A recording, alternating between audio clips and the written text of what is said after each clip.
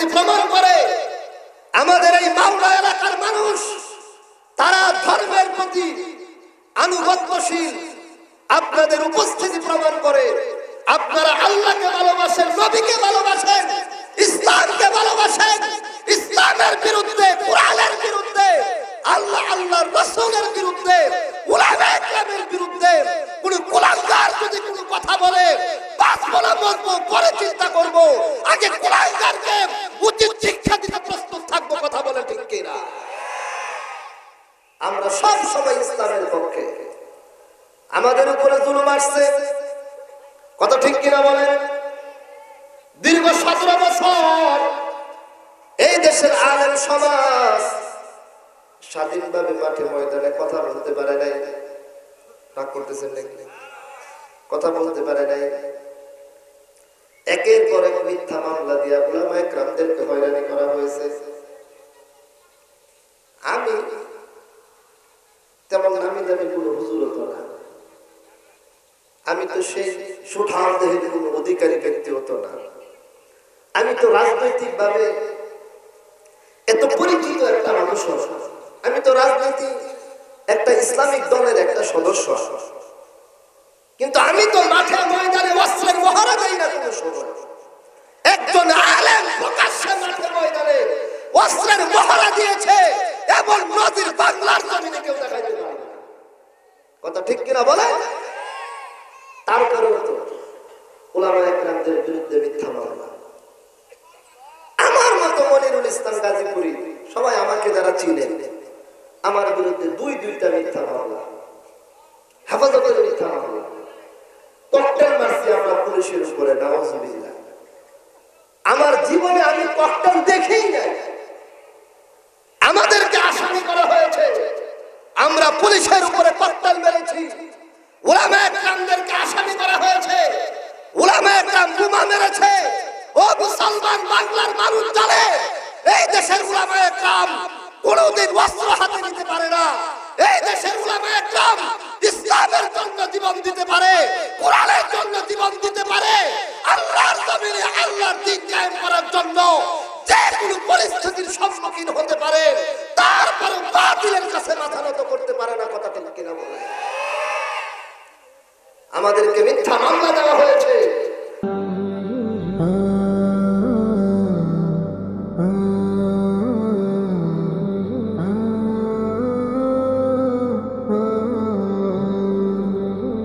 আমাকে আপনাকে এক ফোঁটা তুচ্ছ নাপাক পানি থেকে মায়ের গর্ভের ভিতরে সৃষ্টি করেছেন।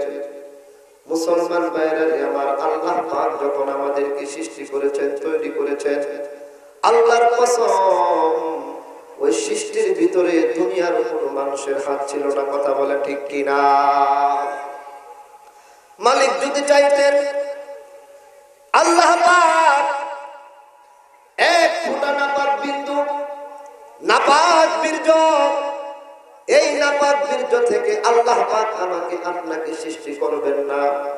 আল্লাহর কসম তামাম দুনিয়ার শক্তি মিলে আমাকে আপনাকে পয়দা করতে পারতো না। কথা বলে ঠিক কিনা?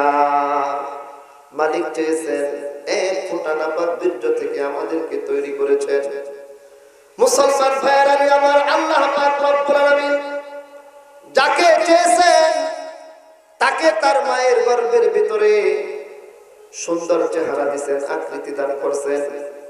মালিক যাকে চেয়েছেন তাকে গর্ভের ভিতরে আল্লাহ পাক পরিপূর্ণ সুস্থ সবল অবস্থায় তৈরি করেছেন। আর যাকে চেয়েছেন মায়ের গর্ভের ভিতর থেকে আল্লাহ পাক অপূর্ণাঙ্গ এবং অসুস্থ অবস্থায় তাকে দুনিয়ার বুকে এনেছেন। কথা বলে ঠিক কিনা? মুসলমান ভাইয়েরা আমার, অনেকে মায়ের গর্ভের ভিতরে মরা লাশ হয়ে যায়, আবার অনেকে মায়ের গর্ভের ভিতরে যদিও মরা লাশ হয় না, দুনিয়ার বুকে আসার পর একটা কিংবা দুইটা চিৎকার দেয়, এরপরে সে মরা লাশ হয়ে যায়। মুসলমান ভাইয়েরা আমার, অনেকে মায়ের গর্ভ থেকে দুনিয়াতে আসে, আসার পরে একদিন দুই দিন পর সে ইন্তেকাল করে মারা যায়।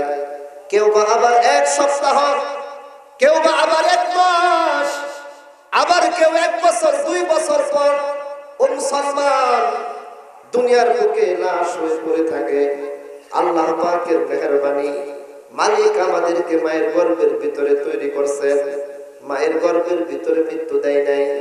এমনকি যেদিন দুনিয়াতে এনেছেন সেজন্য মৃত্যু দেয় নাই, এক সপ্তাহের মাথায় মৃত্যু দেয় নাই, এক মাসের মাথায় মৃত্যু দেয় নাই, এক বছর কিংবা 2 বছরের মাথায় পর্যন্ত মৃত্যু দেয় নাই।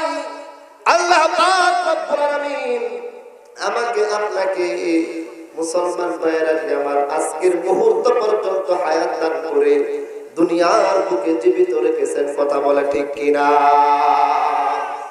কারো বয়স এখানে এমনও আছেন 60 অতিক্রম করেছে, কারো বয়স এমনও হতে পারে 70 অতিক্রম করেছে, আবার কারো বয়স 50-এর উপরে মুসলমান, কারো বয়স আবার 40-এর উপরে, কারো বয়স 30-এর উপরে, কারো বয়স 20-এর উপরে। মুসলমান ভাইরা আমার একটু যদি নিজের দিকে খেয়াল করেন, অনেকের দাড়িগুলো সাদা হয়ে গেছে, অনেকের শরীরের চামড়ার মধ্যে ভাঁজ পড়ে গেছে।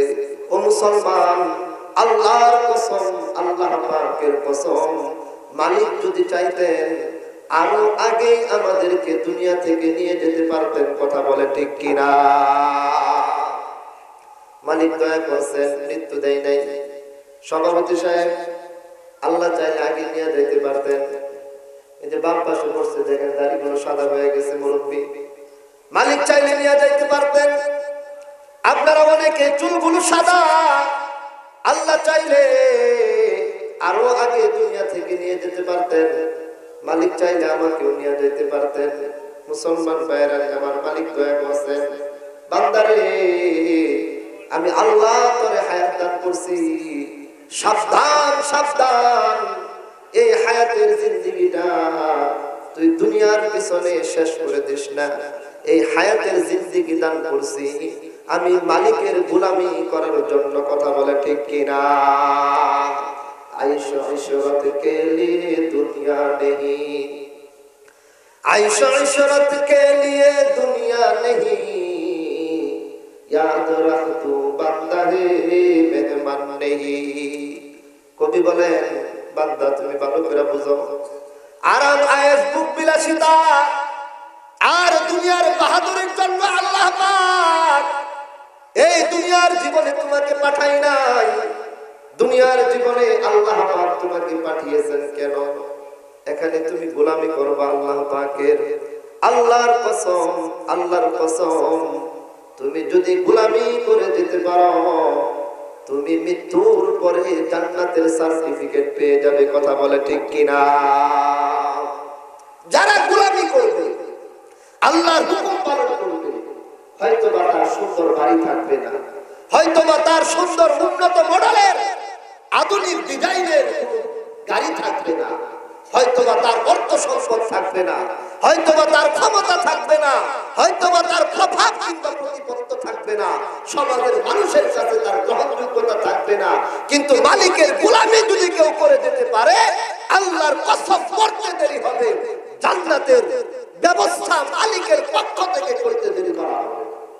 ঠিক কিনা বলেন?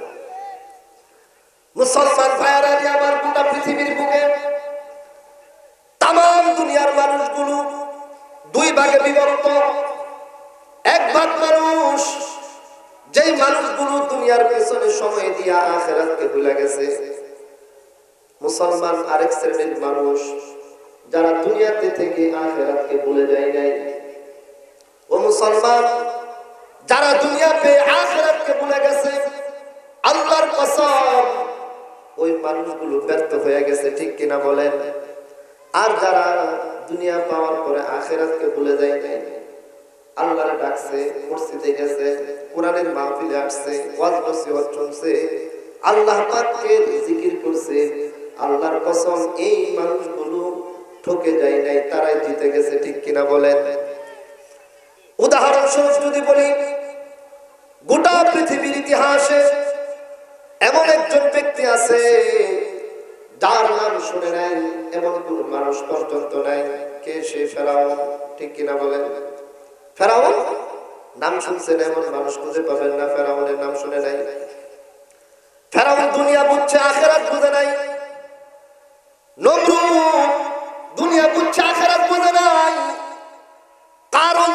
বুঝছে আখিরাত বুঝে নাই, হামান দুনিয়া বুঝছে আখিরাত বুঝে নাই, আমার নবীর দুশমন আবু জাহেল দুনিয়া বুঝছে আখিরাত বুঝে নাই, আবু লাহাব দুনিয়া বুঝছে আখিরাত বুঝে নাই, উতবা শাইবা দুনিয়া বুঝছে আখিরাত বুঝে নাই। এজন্য আল্লাহ পাক বলে দিয়েছেন এরা মরতে দেরি, জাহান্নামের মেহমান হইতে দেরি হবে না। ঠিক কিনা বলেন?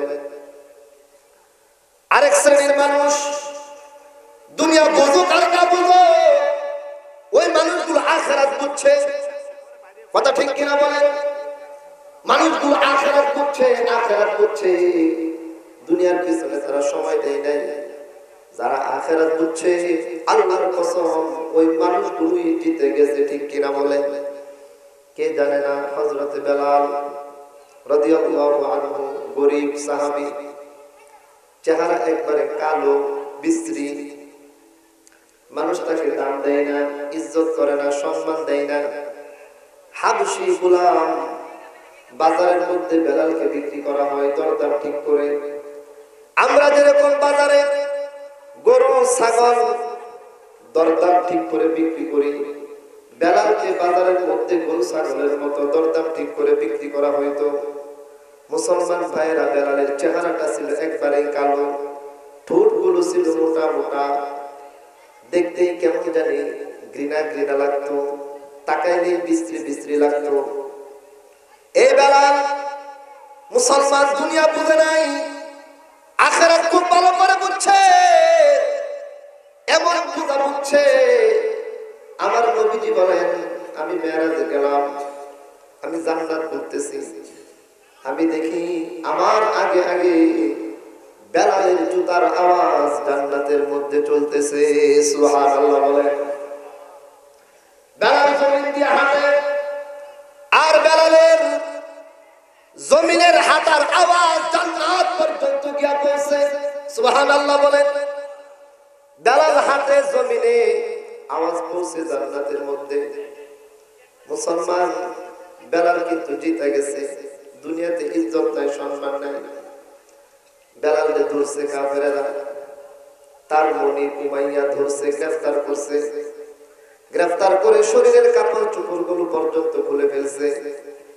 মুসলমান ভাইয়েরা আমার উত্তপ্ত গরম বালুর উপরে শুয়াইছে।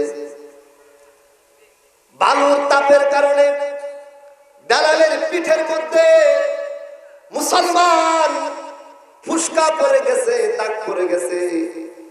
বেলালের শরীরের মধ্যে কাপড় নাই, বুকের উপরে শক্ত পাথর রেখে দিছে, বুকের মাংসগুলো পুড়ে গেছে, আর পুরা দুর্গন্ধ বেলালের নাক দিয়া ঢুকছে। আর ওই অবস্থাতেও বেলাল বলছে আহাদ আহাদ, আমার আল্লাহ এক, আমার আল্লাহ এক। বেলালের উপরে জুলুম চলছে, নির্যাতন চলছে, শরীরের কাপড় খুলে ফেলছে, বুকের উপরে পাথর রাখছে, বুকের মাংসগুলো পুরো ছারখার হয়ে গেছে। মুসলমান বেলাল মাথা নত করে নাই। বেলাল বলছে আল্লাহরে মানছি তো মানছি, জীবন দেওয়া দরকার পড়লে জীবন দিব, আমার পাক যাকে দিলের ভিতরে ঢুকাইছি তাকে বের করব না। সুবহানাল্লাহ বলেন। বেলালের উপরে জুলুম চলেছে, নির্যাতন চলেছে, বেলাল মাথা নত করে নাই। বেলাল আল্লাহর দিলের ভিতরে ঢুকাইছে। মুসলমান বেলাল জিতছে না ঠকছে? জোরে বলেন না, আওয়াজ করেন না, জিতছে না ঠকছে? কারা কারা মনে করে জিতছে দুইটা হাত তুলে একটু আল্লাহরে দেখান তো। আকাশ বাতাস উজাড় করে গলা ছেড়ে একটা তাকবীর দিবেন। নারে তাকবীর, নারায়ে তাকবীর। কোরআন সুন্নাহর আলো ঘরে ঘরে জালো, নারে তাকবীর। আলহামদুলিল্লাহ। এই তো মনে হয় একটা মাহফিল এখানে চলতেছে। আর যেভাবে সুরসাম করে পড়ছিলেন, মানুষ মনে হয় বাইরে থেকে মনে করতেছিল বক্তা একাই আছে, কোনো শ্রোতা নাই। আমি কল্পনা করি নাই যে এর ভিতরে মোটামুটি এত লোকজন হবে। আমাকে কয়েকজন বলছে হুজুর লোক হবে না, তো লোক একবারে কম হবে। আলহামদুলিল্লাহ, এশার নামাজের পর পরে আপনাদের উপস্থিতি প্রমাণ করে এই এলাকার মানুষ ইসলাম প্রিয়। কথা ঠিক কিনা বলুন? আপনাদের উপস্থিতি প্রমাণ করে আমাদের এই মাওনা এলাকার মানুষ তারা ধর্মের প্রতি আনুগত্যশীল। আপনাদের উপস্থিতি প্রমাণ করে আপনারা আল্লাহকে ভালোবাসেন, নবীকে ভালোবাসেন, ইসলামকে ভালোবাসেন। ইসলামের বিরুদ্ধে, কোরআনের বিরুদ্ধে, আল্লাহর রাসূলের বিরুদ্ধে, উলামায়ে কেরামের বিরুদ্ধে কোন কুলাঙ্গার যদি কোনো কথা বলে, পাঁচ বলা বলবো, পরে চিন্তা করব, আগে কুলাঙ্গারকে উচিত শিক্ষা দিতে প্রস্তুত থাকবো। কথা বলে ঠিক কিনা?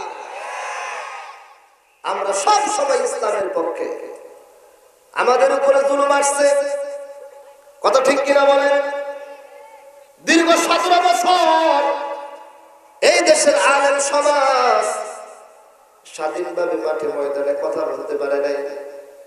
রাগ করতেছেন নাকি? কথা বলতে পারে নাই। একের পর এক মিথ্যা মামলা দিয়া উলামায়ে কেরামদেরকে হয়রানি করা হয়েছে। আমি তেমন নামি দামি কোনো হুজুর হতো না, আমি তো সেই সুঠাম দেহের কোনো অধিকারী ব্যক্তি হতো না, আমি তো রাজনৈতিক ভাবে এত পরিচিত একটা মানুষ, আমি তো রাজনৈতিক একটা ইসলামিক দলের একটা সদস্য, কিন্তু আমি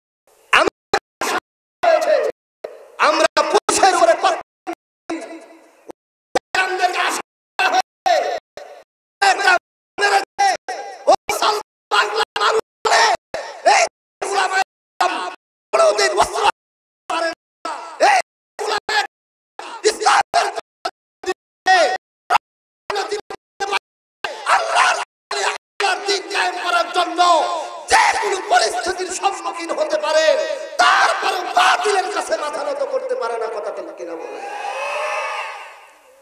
আমাদেরকে মিথ্যা মামলা দেওয়া হয়েছে, আমরা দমে যাই। কথা ঠিক কিনা বলে?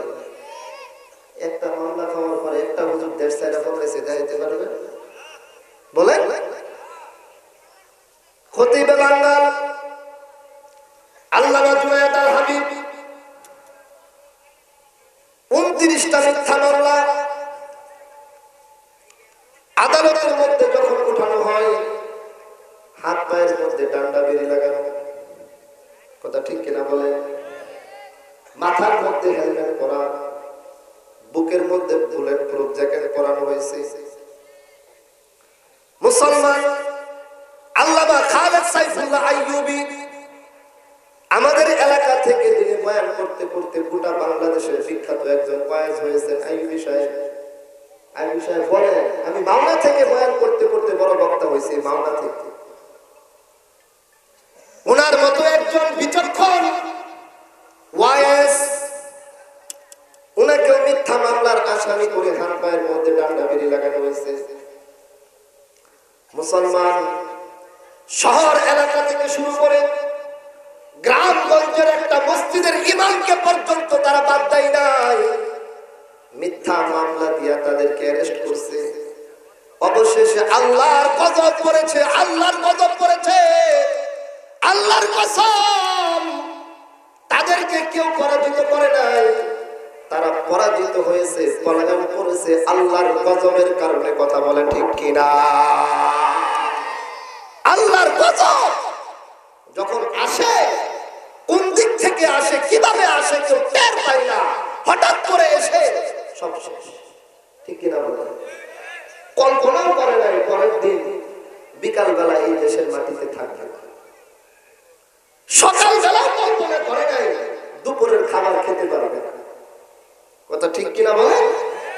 দুপুরের খাবার রান্না করা হয়েছে, সেই খাবার খেতে পারে নাই দেশের ছাত্র জনতা, ওই দুপুরের খাবার খেয়ে নিজেদের পেট ভারী করেছে, আর আল্লাহ পাক অপমানের সহিত 17 বছরের একজন প্রধানমন্ত্রীকে কিভাবে দেশ ছেড়ে পলায়ন করতে বাধ্য করেছে আপনারা সবাই জানেন। কথা ঠিক কিনা? এটা আল্লাহর গজব। বলেন কি আল্লাহ খুশি না নারাজ? জোরে বলেন। যারা খুশি না এরা এই দলের লোক না। কারা কারা খুশি? দুইটা হাত উঠে আল্লাহর বলেন। সবাই খুশি? হাতটা নামা। গলাটা একটু পরিষ্কার করে। আমার গলা ভাঙা, আমি একটানা 10 দিন যাবত বয়ান করতেছি। গলাটা পরিষ্কার করে। এমন জোরে একটা তাকবীর দিবে যে এলাকার মধ্যে যিনি নাস্তিক মুরতাদ বেঈমান আছে, ওদের দালাল আছে, এই তাকবীরের আওয়াজে যেন এরা বুঝে এই দেশের হুজুররা এখনো আছে, আর হুজুরদের বক্তবৃন্দ যারা আছে তারাও আছে। আমরা যদি হুচট করে ঢুকে পড়বো, এটা করবো সেটা করবো, সাবধান, তারা সজাগ। আমরা যদি হুচট করে ঢুকি, তারা আমাদেরকে এমন শায়েস্তা করবে, পালানোর পথ পর্যন্ত খুঁজে পাবে না। কথা ঠিক কিনা বলেন? বলার আওয়াজ আছে আপনাদের? বলার আওয়াজ আসেনি? ময়মনসিংহের মানুষ খুব আওয়াজ করতে পারে, আর এখানে অধিকাংশই মনে হয় ময়মনসিংহের মানুষই আছে। গলা পরিষ্কার আছে সবার? এই তাকবীরের আওয়াজে যারা ঘরে বসে রয়েছে, এরা যেটা মনে করে এখানে মনে হয় আবার শুরু হয়ে গেছে বদরের ময়দান। কথা ঠিক কিনা বলেন? এই তাকবীরের আওয়াজ দিয়া 5 মিনিটের ভিতরে প্যান্ডেল ভরতে হবে। কি ভরতে হবে বলেন? প্যান্ডেল ভরতে হবে। সিনেমা হলের ভিতরে যারা সিনেমা দেখতেছে, এরা যেন মনে করে সিনেমার চেয়ে মাহফিলে মনে জমজমাট বেশি, তাড়াতাড়ি চলে যায় মাহফিলে। কি বলেন? ইনশাআল্লাহ।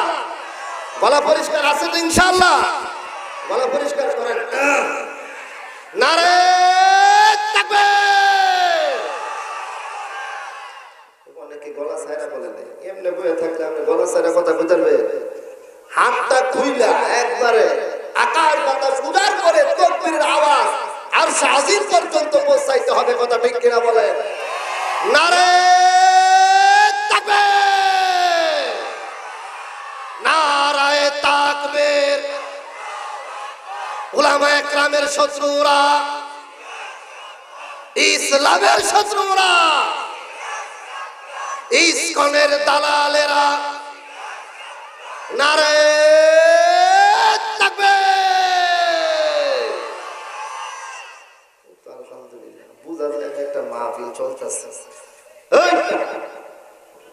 তোমরা সামনে তোমরা এনে বসে একসাথে বসে দুষ্টামি করতেছো, একটা আওয়াজ করো না ভাই। যারা দাঁড়ায় রয়েছেন একটু ভিতরে ঢুকে আস্তে আস্তে, পরিবেশটা আরো সুন্দর হবে। কি আওয়াজ নাকি? মুসলমান ভাইয়ারা, আমার দিলের কান দিয়ে কথাগুলো শুনবেন। আমি বলতেছিলাম হযরত বেলালের শরীরের কাপড় খুলে নেওয়া হয়েছে, বেলাল মাথা নত করে নাই। ঠিক কিনা বলেন? বেলালের কাপড়গুলো খুলে আরবের উত্তপ্ত বালুর উপরে শোয়া দিয়েছে, পিঠের মধ্যে দাগ পড়ে গেছে, বেলাল মাথা নত করে নাই। মুসলমান ভাইরারি আমার বুকের উপরে শক্ত পাথর চাপায়া দিছে, বুকের মাংসগুলো পুড়ে গেছে, বেলাল মাথা নত করে নাই। বরং ওই অবস্থায় বেলাল যেন বলছে, ডর নেহি কুছ গম নেহি জব রহমতে রহমান হ্যায়, डर नहीं कुछ गम नहीं जब रहमते रहमान है, जुमला आलम हूँ मुखालिफ फिर नहीं नुकसान है, जुमला आलम हूँ मुखालिफ फिर नहीं नुकसान है। দালাল জানা তখন বলতেছিল, ও উমাইয়া, আমি বেলালের কোনো ভয় নাই, আমি বেলালের কোনো ডর নাই। কারণ কি? কারণ আমি আল্লাহর গোলাম। আল্লাহর রহমত যদি আমি বেলালের সাথে থাকে, আমি বেলালের বিরুদ্ধে যদি তামাম দুনিয়াও চলে যাই, আমি বেলাল তামাম দুনিয়ার কোনো পরোয়া করি না। কথা বলে ঠিক কিনা? বেলাল পরোয়া করে নাই। বেলালের শরীর থেকে রক্ত ঝরতেছে। বিশ্ব নবীজি বলেন, বেলালের উপরে জুলুম, বেলালের উপরে নির্যাতন, বেলাল সুবহানাল্লাহ বলেন। কেমন দাম বাড়ছে দিলের কান দিয়ে কথাটা শুনবেন।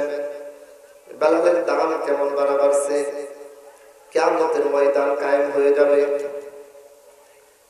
আল্লাহ পাকের পক্ষ থেকে ঘোষণা হবে, ও নবীগণ, নবী রাসূল, আপনারা যারা হাসরের ময়দানে আছেন সবাই জান্নাতে চলে যান।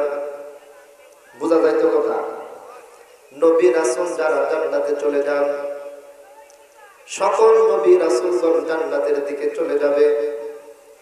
মুসলমান ভাইয়েরা আমার গিয়ে দেখবে জান্নাতের ভিতর থেকে দরজা লাগানো, 1 লক্ষ মতান্তরে 2,24,000 নবী রাসূল সবাই জান্নাতে যাওয়ার জন্য জান্নাতের কাছে গিয়ে দেখবে ভিতর থেকে দরজা লাগায় রাখছে। আব্বা জান আদম আলাইহিস সালাম, পয়গম্বর মুসা কালিমুল্লাহ, হযরতে নূহ আলাইহিস সালাম, ইব্রাহিম খলিলুল্লাহ সহ 1 লক্ষ মতান্তরে 2,24,000 নবী রাসূল সবাই জান্নাতের দরজার সামনে যায় দেখবে ভিতর থেকে দরজা লাগানো। কিভাবে ভিতরে ঢুকবো? ভিতরে ঢোকার জন্য আগে দরজা খোলার ব্যবস্থা করতে হবে। দরজা কিভাবে খোলা যায়? দরজা তো ভিতর দিয়া লাগায় রাখছে। মুসলমান এক নবী আরেক নবীর দিকে ইশারা করবে, বলেন না ভিতর থেকে দরজাটা খুলতে, আমরা ভিতরে ঢুকে যাই। মুসলমান ভাইয়েরা আমার কিতাবের মধ্যে আসছে, কোন নবী এবং রাসূল জান্নাতের ভিতরে ঢোকার জন্য জান্নাতের দরজা খুলতে বলবে এই সাহসটুকু পাবে না। সুবহানাল্লাহ বলেন। সকল নবী রাসূলগণ জান্নাতের দরজার সামনে দাঁড়ায় থাকবে, ভিতর থেকে দরজা লাগানো, কেউ ভিতরে ঢুকতে পারবে না। মুসলমান সর্বশেষ যিনি যাবে তিনি কে? আমার নবী, আপনার নবী রাহমাতুল লিল আলামিন সাল্লাল্লাহু আলাইহি ওয়াসাল্লাম। বলবেন তিনি সবার পরে কেন যাবে? তিনি তো আগে যাবে। মুসলমান দিলের কান দিয়ে কথাটা শুনবেন। সকল নবী এবং রাসূলগণ আল্লাহর পক্ষ থেকে জান্নাতে যাওয়ার অনুমতি পাওয়ার পরে জান্নাতের কাছে চলে যাবে, গিয়ে দেখবে ভিতর থেকে দরজা লাগানো। আমাদের নবীজি অনুমতি পাওয়ার পরেও জান্নাতে যাবে না, তিনি হাসরের ময়দানে থেকে যাবে। সকল নবী চলে যাবে, তিনি হাসরের ময়দানে থাকবে। মুসলমান ভাইয়েরা আমার, কেন তিনি যাবে না? কারণ তিনি চিন্তা করবে, আমি যদি জান্নাতে চলে যাই আমার গুনাহগার উম্মত হাসরের ময়দানে ধরা পড়ে যাবে। একজন গুনাহগার যতক্ষণ পর্যন্ত হাসরের ময়দানে মুসলমান ধরা খেয়ে থাকবে ততক্ষণ পর্যন্ত আমার নবীজি জান্নাতে যাবে না, হাসরের ময়দানে দৌড়াদৌড়ি করবে। হযরত আনাস আমার নবীজির খাদেম ছিলেন, 10 বছর পর্যন্ত আমার নবীজির খেদমত করছেন। কয় বছর বলেন? 10 বছর খেদমত করার পরে একদিন নবীজিকে বলতেছি, ইয়া রাসূলুল্লাহ, হাসরের ময়দান ভয়ঙ্কর ময়দান, দুনিয়ার মধ্যে 10 বছর পর্যন্ত আপনার খেদমত করলাম, নবী গো আমার জানতে ইচ্ছা করে হাসরের ময়দানে কোথায় গেলে আমি আপনাকে খুঁজে পাবো? কোটি কোটি মানুষের ভিতরে আপনাকে সেখানে আমি কোথায় গেলে খুঁজে পাবো? বিশ্ব নবীজি বললেন, আনাস, হাসরের ময়দানে আমারে তুমি 3 জায়গার মধ্যে খুঁজে পাইবা। বলেন কয় জায়গায়? নবীজি বলছেন 3 জায়গায় খোঁজ করবা, আমারে পাইবা। 1 নম্বরে যাইবা হাউজে কাউসারে। কেন সেখানে? কারণ হলো আমার নবীজি বলেন হাউজে কাউসার আল্লাহ আমারে দিছে। সুবহানাল্লাহ বলেন। ইন্না আ'তাইনাকাল কাউসার। সুবহানাল্লাহ। আমার নবীজি বলেন আল্লাহ আমারে হাউজে কাউসার দিছে। কাউসার নামক একটা নহর আল্লাহ পাক আমাকে দান করছে। এই নহর থেকে আমি আমার উম্মতদেরকে পানি বিতরণ করব। সুবহানাল্লাহ বলেন। আমার নবীজি বলেন একবার যাকে পানি পান করাবো জান্নাতে ঢোকার আগ পর্যন্ত তার কোনো সময় পিপাসা লাগবে না। বলেন সুবহানাল্লাহ। আমার নবীজি বলেন আনাস, আমাকে হাউজে কাউসারে পাইবা, আমি সেখানে পানি দিতে থাকবো আমার উম্মতদেরকে। যায় যদি দেখো হাউজে কাউসারে আমি নাই, সেখান থেকে তুমি যাইবা মিজানে। ও মুসলমান, মিজান কি? মিজান আল্লাহ বলছেন ওয়াদাল মিজান। আল্লাহ বলেন আমি মিজান কায়েম করব কিয়ামতের ময়দানে। মিজান অর্থ হলো দাড়িপাল্লা। সুবহানাল্লাহ বলেন। দাড়িপাল্লা কায়েম করব। ও মুসলমান, কি দাড়িপাল্লা আল্লাহ পাক কায়েম করবেন? আল্লাহ বলেন ইনসাফের দাড়িপাল্লা। সুবহানাল্লাহ। নেকি আর গুনাহ ওজন দেওয়ার জন্য একটা পাল্লা কায়েম করব। মুসলমান, আমার আল্লাহ বলছেন ওয়াল ওয়াজনু ইয়াউমা ইযিনিল হক। কিয়ামতের ময়দানে আমি মালিক যে দাড়িপাল্লা কায়েম করব, ওই দাড়িপাল্লার ভিতরে কোনো ধরনের দুই নম্বরই চলবে না। দুনিয়ার আদালতের মধ্যে দুই নম্বরই চলে, সত্যকে মিথ্যা বানানো হয়, ঠিক কিনা বলেন? আমার আল্লাহ বলছেন সেখানে একটা দাড়িপাল্লা কায়েম হবে, সেই দাড়িপাল্লার ভিতরে কোনো দুই নম্বরই নাই। এক পাল্লার মধ্যে থাকবে মানুষের নেকি, অপর পাল্লার ভিতরে থাকবে মানুষের গুনাহ। ওজন দেওয়া হবে। বুঝেননি আমার কথা? আমার আল্লাহ কি বলছেন সূরা কারিআ, ফাম্মা মান সাকুলাত মাওয়াজিনুহু ফাহুয়া ফি ঈশাতির রাদিয়া। নেকির পাল্লা যারটা ঝুলে যাবে সে জান্নাতবাসী। সুবহানাল্লাহ বলেন।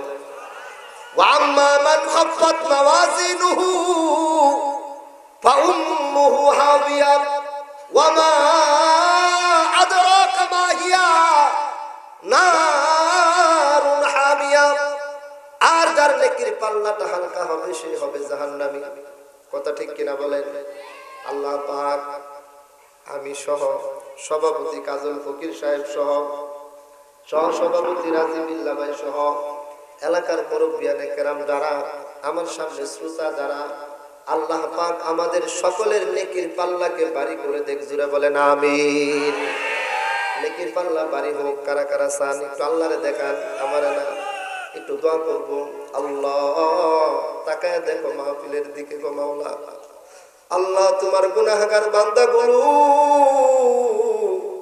আরামের বিছানাটা ত্যাগ কইরা মাওলা মাহফিলের প্যান্ডেলের ভিতরে বৈশা আমার মতো গুনাহগার কদমের বয়ান শুনতেছি।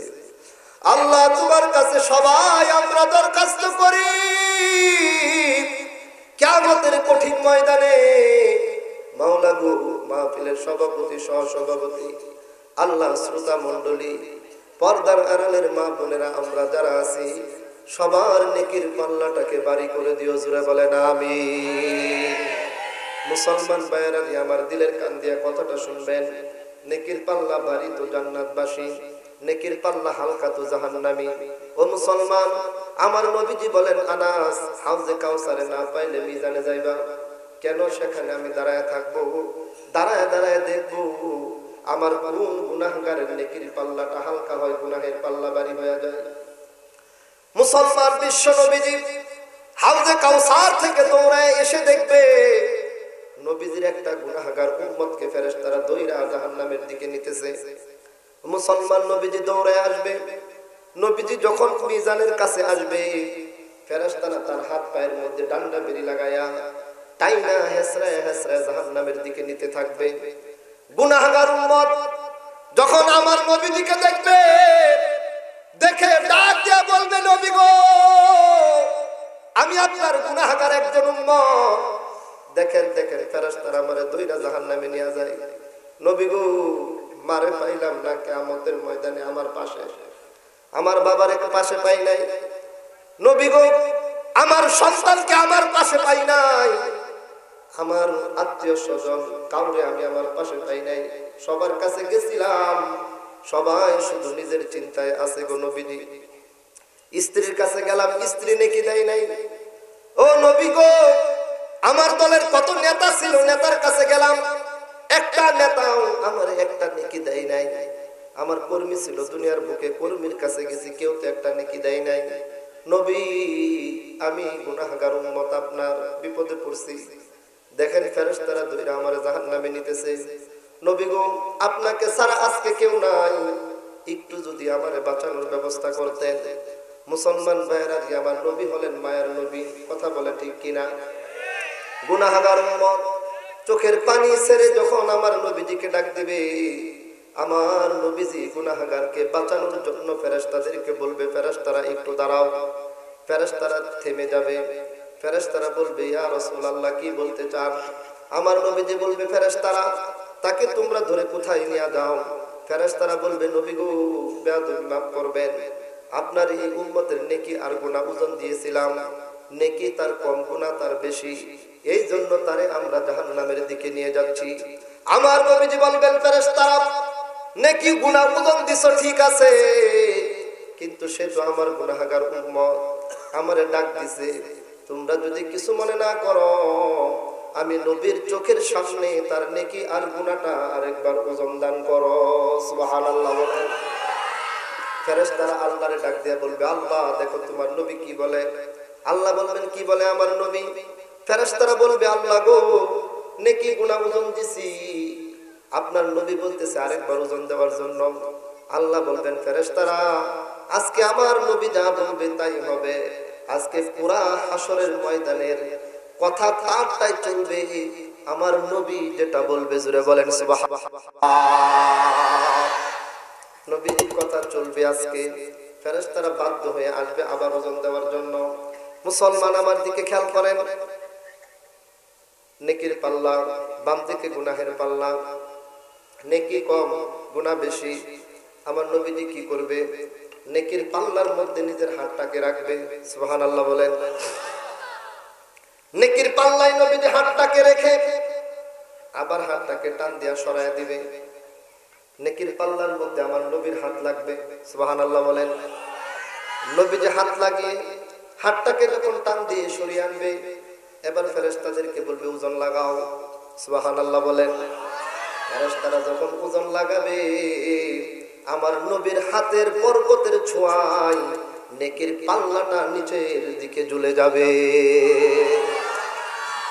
আমার নবী এমন বরকতের এক নবী, নবীর হাত এমন বরকতের হাত। এক সাহাবী যুদ্ধের ময়দানে গেছে কাফেরের সাথে লড়াই করার জন্য। কষ্ট লাগতেছে নাকি আপনাদের? কাফের আক্রমণ করছে, ওই সাহাবীর চোখ খুইলা মাটিতে পড়ে গেছে। চোখ খুইলা কই পড়ছে? তো সাহাবী চোখটা হাতের মধ্যে নিয়েছে, নিয়া সোজা নবীর দরবারে। সুবহানাল্লাহ বলেন। নবী তাকায় দেখে চোখ একটা নাই। কি সাহাবী, চোখ গেল কোথায়? সাহাবী বলেন, নবী গো, যুদ্ধে গিয়েছিলাম, কাফেরদের আক্রমণে চোখ খুইলা গেছে, এই যে হাতের মধ্যে নিয়ে আসছি। সুবহানাল্লাহ বলেন। আমার নবীজি তাকে বলছেন, সাহাবী চোখ খুলে পড়ে গেছে, একটু ধৈর্য ধরো, ধৈর্য ধরো, আল্লাহ তোমারে এই চোখের বিনিময়ে জান্নাতের মালিক বানায় দিবে। সাহাবী কয়, হুজুর, আল্লাহ আমারে চোখের বিনিময়ে জান্নাত দিব বুঝলাম, কিন্তু আল্লাহ যদি আমারে জান্নাত দিতে চায়, চোখ না নিয়া কি দিতারে না? সুবহানাল্লাহ কোন না? আমার আল্লাহ কি আমার চোখ না নিয়ে আমার জান্নাত দিতে পারে না? সাহাবী কি বুঝাইতে চায়?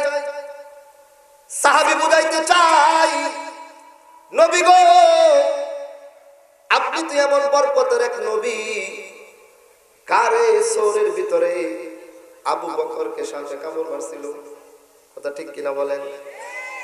সাপে কামড় মারছে, আবু বকরের পা থেকে রক্ত বের হইতেছে, বিশেষ যন্ত্রণায় আবু বকর কাঁদে। নবীজি বলেন, আবু বকর কাঁদো কেন?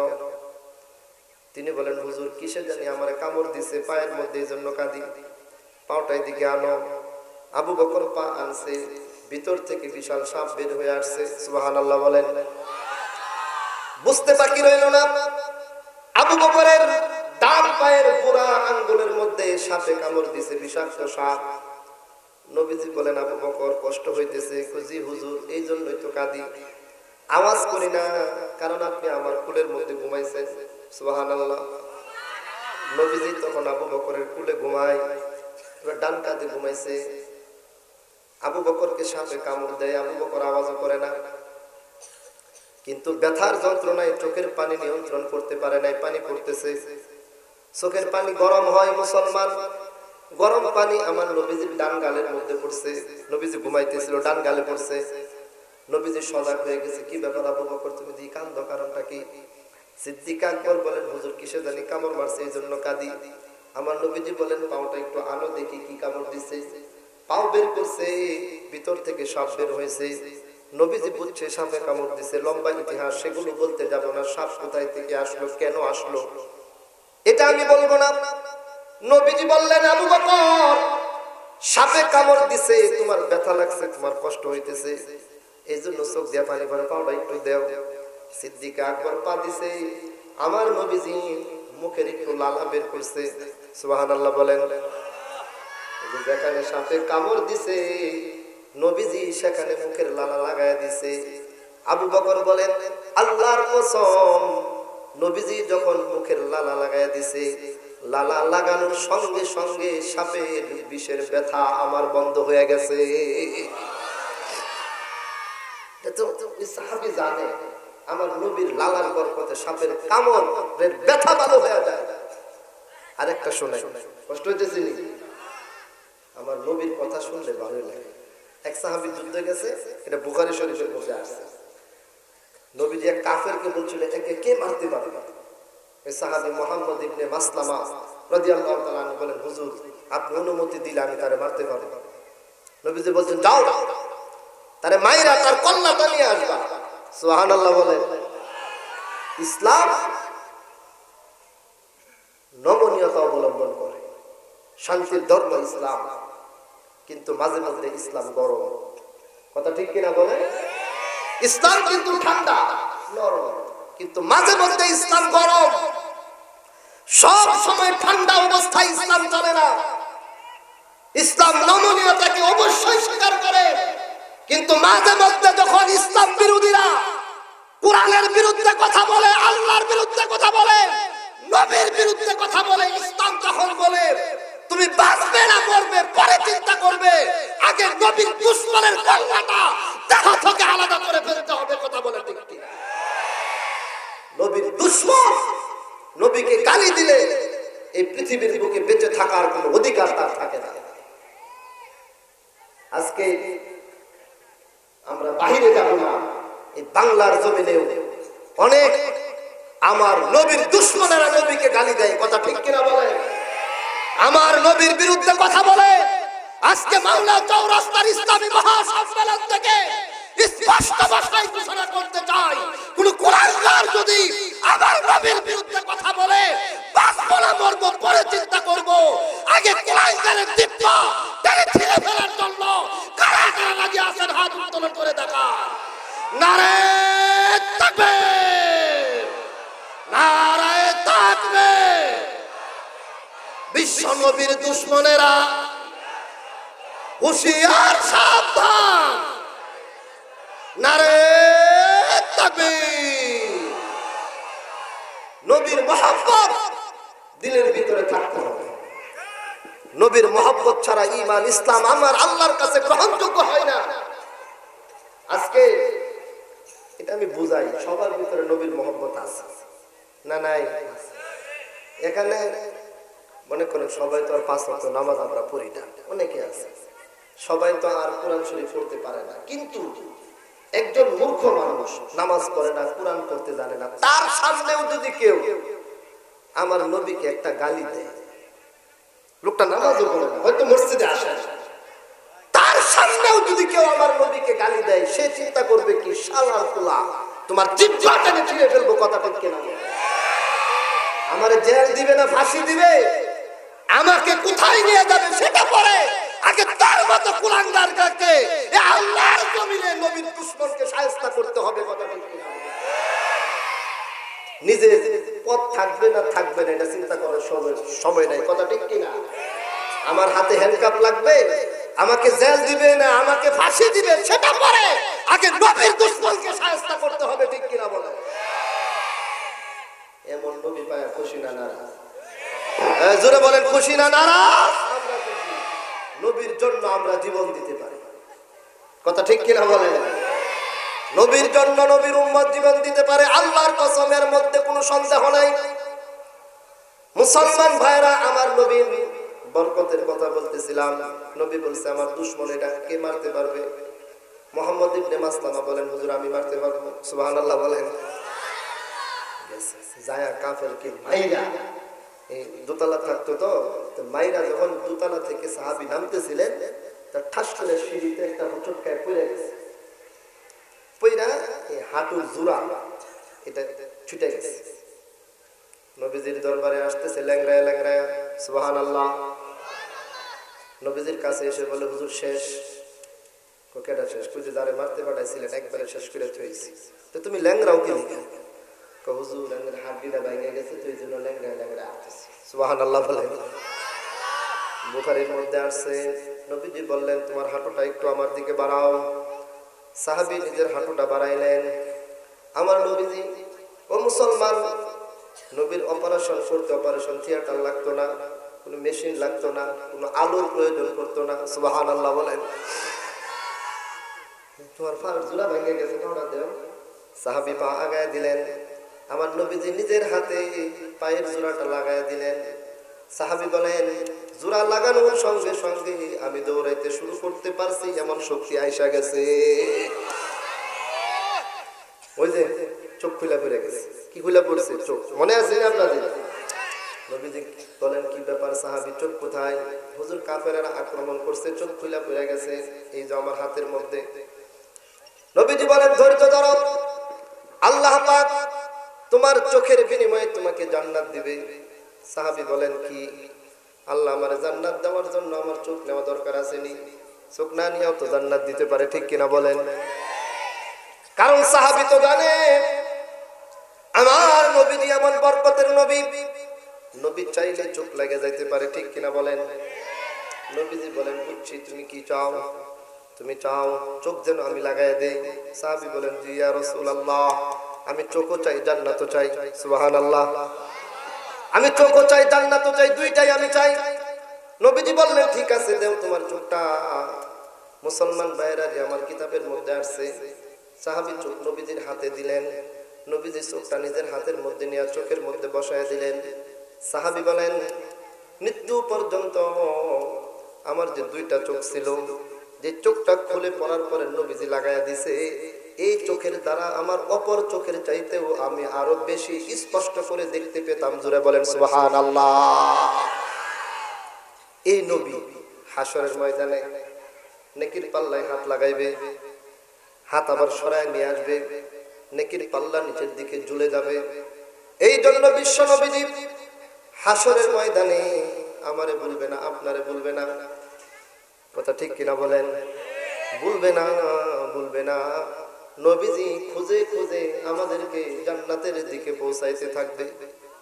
হযরত আনাস বলেন নবী গো হাউজে কাউসারে গেলাম, হাউজে কাউসারে না পাইলে মিজানে, মিজানে যদি না পাই তাহলে কোথায়? আমার নবীজি বলেন মিজানে না পাইলে পুলসিরাতে যাইবা। সুবহানাল্লাহ বলেন। সেখানে আমার নবীজি কি করবে? অনেক গুনাহগার পুলসিরাত দিয়ে যখন অতিক্রম করতে চাইবে, পুলসিরাত তো চুলের চাইতেও চিকন হবে, হীরার চাইতেও দার, চতুর্দিকে অন্ধকার, কিছুই দেখা যাবে না। এমনকি মানুষ নিজের শরীরের চামড়া পর্যন্ত সেখানে দেখতে পাবে না মুসলমান। এমন কঠিন অন্ধকারের ভিতরে পুলসিরাত অতিক্রম করতে হবে। আমার নবীজি বলেন সেখানে আমি দাঁড়ায় থাকবো। আমার কোন গুনাহগার যখন ওই চুলের চাইতে চিকন হীরার চেয়ে দার পুলসিরাতের পুল থেকে পড়ে যেতে চাইবে, আমি নবীজি তারে ধাক্কা দিয়া জান্নাতের ভিতরে পৌঁছায় দিব।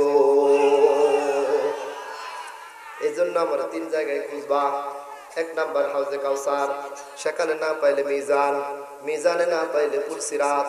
ও মুসলমান কে কথা না বলি, আমি আমার বয়ান একবারে শেষ পর্যায়ে নিয়ে যেতেছি, আর 5 থেকে 10 মিনিটের ভিতরে শেষ। গুরুত্বপূর্ণ পয়েন্ট ভাই, একটু এদিকে অনেকে ডিস্টার্ব হইতেছে, একটু মনোযোগ দেন। বলতেছিলাম কি সকল নবী কোথায়? জান্নাতের গেটের সামনে ভিতর দিয়া দরজা লাগানো, ঠিক কিনা বলেন? সবার শেষে যাবে কে? আমার নবী, আপনার নবী। প্রশ্ন হয় তিনি কেন যাবে সবার শেষে? মুসলমান তার জবাব হিসাবে এই কথাগুলো শুনাইলাম। নবীজি সবার শেষে যাবে কেন? কারণ হলো হাসরের ময়দানে নবীজি উম্মতের পিছনে দৌড়াদৌড়ি করবে, সকল উম্মতকে জাহান্নাম থেকে মুক্তির ফয়সালা করার পরে এরপরে আমার নবীজি যাবে সবার পরে। নবীজি জান্নাতের কাছে যাবে, যায় দেখবে সকল নবীগণ দাঁড়ায় রয়েছে। সুবহানাল্লাহ বলেন। এই বাচ্চারা তোমরা চলে যাও, দুষ্টুমি করে না, আওয়াজ করে না। নবীজি যাবে সবার পরে, কারণ উম্মতদেরকে বাঁচানোর জন্য হাসরের ময়দানে সময় দিবে। সবার পরে নবীজি জান্নাতের গেটের কাছে যায় দেখবে সকল নবীগণ দাঁড়ায় রয়েছে। সুবহানাল্লাহ বলেন। তখন আমার নবীজি বলবে, কি ব্যাপার আপনারা দাঁড়ায় রয়েছেন কি লেগা? ও আব্বা জান আদম আপনি কেন দাঁড়ানো? পয়গম্বর মুসা কালিমুল্লাহ আপনি কেন দাঁড়ানো? ইব্রাহিম খলিলুল্লাহ কেন দাঁড়ানো? সকল নবীগণ বলবেন, ইয়া রাসূলুল্লাহ আসছিলাম জান্নাতে যাওয়ার জন্য, এসে দেখি ভিতর থেকে দরজা লাগায় রাখছে, তো খুলতে বলেন না কেন? হুজুর সাহস হয়। সুবহানাল্লাহ বলেন। আল্লাহ যদি নারাজ হয়ে যায় খুলতে কিভাবে বলি? আমার নবীজি বলেন, ঠিক আছে আপনারা দাঁড়ান, আমি যাই। সুবহানাল্লাহ। قال النبي صلى الله عليه وسلم انا اول من يقرع باب الجنه। তখন আমি সবার আগে জান্নাতের দরজার কাছে যাব। সুবহানাল্লাহ বলেন। সবার আগে জান্নাতের দরজার কাছে গিয়া দরজার মধ্যে আমি টোকা দিব। ভিতর থেকে ফেরেশতা বলবে, মান আনতা, কে আপনি? আমার নবীজি বলেন, আমি বলবো আনা মুহাম্মদ। সুবহানাল্লাহ বলেন। নবীজি বলেন, আমি বলবো আমি মুহাম্মদ। ভিতর থেকে ফেরেশতা বলবে, নবী গো, আল্লাহ পাক আমাকে এই দরজার সামনে দাঁড় করায় রাখছে, আপনি যতক্ষণ পর্যন্ত না আসেন ততক্ষণ পর্যন্ত যেন জান্নাতের দরজা কাহার জন্য না খুলি। সুবহানাল্লাহ। আপনি আসছেন, দরজা খুলে দিলাম। নবীজি ভিতরে ঢুকবে। কিভাবে ঢুকবে? হাইটা না, আমার নবীজি জান্নাতে ঢুকবে একটা উটনির উপরে চড়ে। সুবহানাল্লাহ বলেন। একটা উটনির উপরে থাকবে আমার নবীজি। তো নবীজি থাকবে উটনির উপরে। আমার নবীজি বলেন, এই উটনির লাগাম থাকবে আমার একজন সাহাবীর হাতে। সে কে? সে অন্য কেউ না, গোলাম। দুনিয়াতে গাড়ি নাই, বাড়ি নাই, ইজ্জত নাই, সম্মান নাই, সুন্দর চেহারাও নাই, কালো বিশ্রী, ঠোঁটগুলো মোটা মোটা। আমার সেই সাহাবী হলো হযরতে বেলাল। হুজুরে বলেন সুবহানাল্লাহ। উটনির লাগাম বেলালের হাতে। আচ্ছা বলেন তো, যার হাতে লাগাম থাকে সে সামনে না পিছনে? হুজুরে বলেন, লাগাম নিয়ে পিছনে না লাগাম নিয়ে সামনে? আমার নবীজি বলেন, বেলালের হাতের মধ্যে থাকবে উটনির লাগাম। লাগাম টেনে টেনে বেলাল আমাকে নিয়ে জান্নাতের ভিতরে প্রবেশ করবে। এই হাদিস থেকে আল্লামা মুফতি তাকি উসমানী, পাকিস্তানের বিখ্যাত আলেম, তিনি বর্ণনা করেন, বেলাল নবীজির উটনির লাগাম টেনে টেনে নবীজিকে যখন জান্নাতে নিয়ে যাবে, এখান থেকে বুঝে আসে সর্বপ্রথম জান্নাতের ভিতরে যার পা পড়বে সে হলো হযরতে বেলাল। সবার আগে জান্নাতের ভিতরে যার পা পড়বে সে বেলাল। কোন নবীর পা পড়বে না জান্নাতে, সর্বপ্রথম যার পা পড়বে সে হলো বেলাল। সুবহানাল্লাহ বলেন। এর মানে কি বেলালের দাম নবীর চাইতে বেশি? না না, বেলাল তো নবীর খাদেম হইয়া লাগামটাই না নেবে, কথা ঠিক কিনা বলে? 1 কোটি টাকা গাড়ি কিনছে, এখন গাড়ির মালিক ড্রাইভার সামনের সিটে বসে সুন্দর করে গাড়ি চালায় লয়ে যায়, কথা ঠিক কিনা বলে? মালিক পিছনে খুব আরামসে বসে থাকে। এখন ড্রাইভারের দিকে কি কেউ বলবো যে এটা ড্রাইভারের গাড়ি? বলে ড্রাইভারের কি কেউ মালিকের সাথে বেশি দাম দিব? পোশাক দেখেই তো বোঝা যায় এটা ড্রাইভার, পিছনে একটা মালিক, কথা ঠিক কিনা বলেন? ড্রাইভার সামনে থাকলে ড্রাইভারের দাম বাড়ে না। বেলাল আমার নবীজির লাগাম টেনে জান্নাতে সবার আগে পা রাখলেও বেলালের দাম আমার নবীর চাইতে বেশি না, কথা ঠিক কিনা বলে? আমার নবীর গোলাম হয়ে নবীর সাথে সম্পর্ক করার কারণে সকল নবীদের আগে গোটা পৃথিবীবাসীর মধ্যে যার পা জান্নাতের মধ্যে সবার আগে পড়বে সে হলো বেলাল। বেলাল জিতছে না ঠকছে? জোরে বলেন, জিতছে না ঠকছে? কিন্তু বেলালের গাড়ি নাই, বাড়ি নাই, ব্যবসা বাণিজ্য নাই, চাকরি বাকরি নাই, খেত খেত কিচ্ছুই নাই, ইজ্জত নাই, সম্মান নাই। মুসলমান, আমার সর্বশেষ কথাগুলো বলতেছি, আমি আর আপনি সবাই আল্লাহ অর্থ সম্পদ দেয় না, ঠিক কিনা বলেন? কাজল ফকির সাহেব যে অর্থ সম্পদ দিছে এই পরিমাণ কি সবাই দিছেনি? মনে করেন ওনার আল্লাহ যে সম্পদ দিছে আরেকজন ডেনে দিছেনি? এটা আল্লাহর কুদরত। নাহনু কাসামনা বাইনাহুম মাঈশাতাহুম ফিল হায়াতিদ দুনিয়া ওয়া রাফা'না বা'দাহুম ফাওকা বা'দিন দারাজাত লিয়াত্তাখিযা বা'দুহুম বা'দান সুখরিয়া। আমার আল্লাহ বলেন, আমি দুনিয়ার মধ্যে অর্থ সম্পদ বন্টন করে দিছি, কাউরে দিছি বেশি, কাউরে দিছি কম। কথা বলে ঠিক কিনা? কেউ কম, কেউ বেশি। কম পাও আর বেশি পাও, এটা আমি আল্লাহর পক্ষ থেকে দেওয়া। যে অবস্থাতে তুমি থাকো না কেন, এই কথা কোনো সময় ভুলে যাইবা না, তুমি আমি আল্লাহ পাকের বান্দা। কথা বলে ঠিক কিনা? আল্লাহর বান্দা, এটা ভুলে যাও না। যেখানে থাকো আল্লাহু আকবার, আল্লাহু আকবার। মসজিদ থেকে আজান আসছে, একটু কাজটাকে সাইরা মসজিদে যাও। হাক করলেন নাকি ভাই? হুজুর আজ একটু ভালো লাগতেছে, মসজিদের কথা কেন কইতেছেন, নামাজের কথা কেন কইতেছেন? মসজিদে গেলে লাভ না লস? হুজুরে বলেন লাভ না লস? নবীজি বলেন ওযু করবেন, হাত ধুইছেন। নবীজি বলেন হাতের থেকে পানিগুলো যখন গড়ায় পড়ে, ওযুর পানির সাথে সাথে হাতের গুনাহগুলো জড়ায় পড়ে। সুবহানাল্লাহ। চেহারা ধুইছেন, চেহারা ধোয়ার পরে মুখের গুনাহগুলো জড়ায় পড়ে। পাও ধুতে বললেন, পায়ের পানির সাথে সাথে পায়ের গুনাহগুলো গড়ায় গড়ায় পড়তে থাকে। মুসলমান ভাইরা, আমার নবীজি বলেন as-salatul khamsu wal jumu'atu ilal jumu'ah mukaffiratun lima bainahunna। পাঁচ ওয়াক্ত নামাজ তুমি পড়লা, ফজর কইরা যোহর পর্যন্ত অপেক্ষা করলা, আবার যোহরের নামাজে গেলা। তো ফজর থেকে যোহর অনেক লম্বা টাইম, এই টাইমের ভিতরে তোমার গুনাহ হয়ে গেছে। আমার নবীজি বলেন ফজরের নামাজ পড়ে যখন যোহরের নামাজ তুমি আদায় করলা, মাঝখানে যে গুনাহগুলো তোমার থেকে হয়ে গেল, আল্লাহ পাক এই দুই নামাজের উসিলায় মাফ করে দিবে। এজন্য আমি বলি ভাই, আপনি দুনিয়ার পিছনে সময় দিতেছেন করেন, কিন্তু নামাজটা ছাইরেন না। নামাজ যদি থাকে তো দুই নামাজের বরকতে মাঝখানের গুনাহ মাফ। পাঁচ ওয়াক্ত নামাজ পড়তেছেন, ফজর পড়লেন, যোহর পড়লেন, আসর পড়লেন, মাগরিব পড়লেন, এশা পড়লেন, এশার পরে আবার ফজর পড়লেন। আল্লাহর কসম, আল্লাহর কসম, আমার নবীজি বলেন পাঁচ ওয়াক্ত নামাজের মাঝখানের সব গুনাহ আল্লাহ পাক নামাজের উসিলায় মাফ করে দিবে।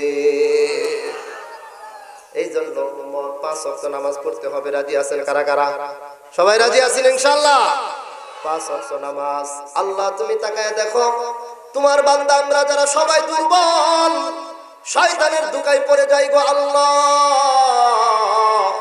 মসজিদে আজান হলেও নামাজ পড়তে যেতে পারি না। মাওলা গো, তোমার দরবারে দরখাস্ত করি, মাওলা মৃত্যু পর্যন্ত পাঁচ ওয়াক্ত নামাজ জামাতের সহিত আদায় করার তৌফিক দান করো, বলেন আমিন। রাগ করছেন? হাত উঠাইলাম। বারবার আপনাদেরকে কষ্ট দিছি, কেউ রাগ করেন না। আমার কাহারোর সাথে কোনো শত্রুতা নাই, কোনো দুশ্মনী নাই, কিন্তু নামাজ আল্লাহর হুকুম। এই পাঁচ ওয়াক্ত নামাজ আমাদের সকলকে গুরুত্বের সাথে আদায় করতে হবে। রাজি আছি ইনশাআল্লাহ? পাঁচ ওয়াক্ত নামাজ পড়ব মাশাআল্লাহ। আজকের মাহফিলের বিশেষ আকর্ষণ, যিনি অত্র মাদ্রাসা থেকে যে ছেলেগুলো হাফেজ হয়েছে তাদের মাথায় পাগড়ি পরিয়ে দিবেন। আমাদের এলাকার মধ্যে আমার কাছে সবচেয়ে শ্রদ্ধাভাজন ব্যক্তিত্ব, যাকে আমি মনে করি, এবং আমার ছোটখাটো বা বড় ধরনের কোনো সমস্যা কোনো সময় আসলে আমি যার সাথে গিয়ে পরামর্শ করি, এবং আমাদের এলাকার মধ্যে যিনি একজন হক মেজাজের লোক, আমাদের এলাকার মধ্যে হযরত থাকেন। আলহামদুলিল্লাহ, হযরত একটু জায়গাও কিনেছেন। আমরা দোয়া করব আল্লাহ যেন হযরতের মৃত্যুটা আমাদের এলাকার মধ্যে কবুল করেন, কবরটাও যেন আমাদের এলাকার মধ্যে কবুল করেন, বলে না আমিন। আমাদের কাঙ্ক্ষিত সেই মেহমান উস্তাদুল আসাতিজা শেখুল হাদিস হযরত মাওলানা মুফতি মাহমুদুল হাসান বুজুর্গ হুজুর দামাত বরকাতুহুল আলিয়া স্টেজে আসছেন। হযরত ছাত্রদের মাথায় পাগড়ি দিবেন এবং হযরত যতটুকু সময় আমাদের উদ্দেশ্যে নসিহত পেশ করেন, আমরা শুনব। ঠিক আছে না ইনশাআল্লাহ?